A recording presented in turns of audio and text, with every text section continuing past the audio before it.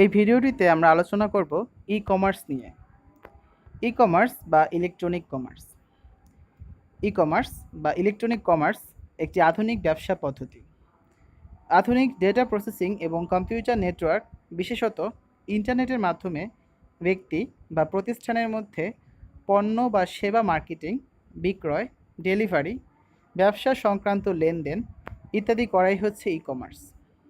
ই-কমার্সের প্রকারভেদ। পণ্য লেনদেনের প্রকৃতি ও ধরন অনুসারে ই-কমার্সকে সাধারণত 4টি ভাগে ভাগ করা যায়, যথা 1 নম্বরটা হচ্ছে ব্যবসা থেকে ভোক্তার মধ্যে যে লেনদেনটা হয়, যাকে আমরা বলি বিজনেস টু কনজিউমার বা B2C। 2 নম্বরটা হচ্ছে ব্যবসা থেকে ব্যবসায় যে লেনদেনটা করা হয়, একে আমরা বলি বিজনেস টু বিজনেস অর্থাৎ B2B। 3 নম্বর ই-কমার্সের প্রকারভেদটা হচ্ছে ভোক্তা থেকে ভোক্তা অর্থাৎ কনজিউমার টু কনজিউমার যে লেনদেনটা করা হয়, যাকে আমরা বলি C2C। এবং 4 নম্বর ধরনটা হচ্ছে ভোক্তা থেকে ব্যবসা বা কনজিউমার টু বিজনেস, যাকে আমরা বলি C2B। এই হচ্ছে 4 ধরনের ই-কমার্স বা ই-কমার্সের 4 ভাগে যে ভাগ করা যায় তার প্রকারভেদগুলো। ই-কমার্স এবং ই-বিজনেসের মধ্যে পার্থক্য। ডিজিটাল প্রযুক্তি ব্যবহার করে বাণিজ্যিক লেনদেন করাকে ই-কমার্স বলা হয়। ডিজিটাল প্রযুক্তি নির্ভর বাণিজ্যিক লেনদেন বলতে কোনো প্রতিষ্ঠান ও অন্য প্রতিষ্ঠানের মধ্যে, কোনো প্রতিষ্ঠান ও কোনো ব্যক্তির মধ্যে কিংবা কোনো ব্যক্তি ও অন্য ব্যক্তির মধ্যে ডিজিটাল টেকনোলজির মধ্যস্থতায় পণ্য ও সেবার বিপরীতে অর্থ লেনদেন করাকে বোঝানো হয়।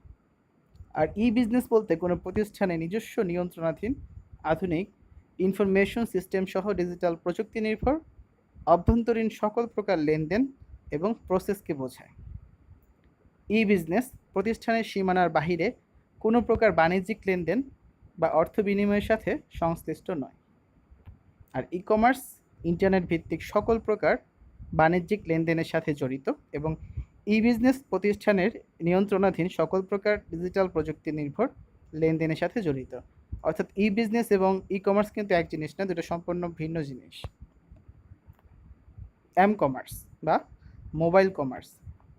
মোবাইল ফোন বা সেলফোনের মাধ্যমে ওয়্যারলেস নেটওয়ার্কে অর্থাৎ ইন্টারনেটে প্রবেশ করে ই-বিজনেস করাকেই মোবাইল কমার্স বা এম-কমার্স বলা হয়।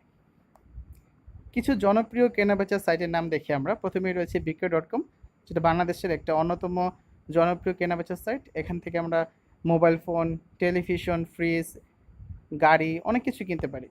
তারপর আছে এখানি.com, তারপর আছে OLX, তারপর অ্যামাজন আছে, যেটা একটা বিশ্বব্যাপী একটি জনপ্রিয় কেনাবেচার সাইট।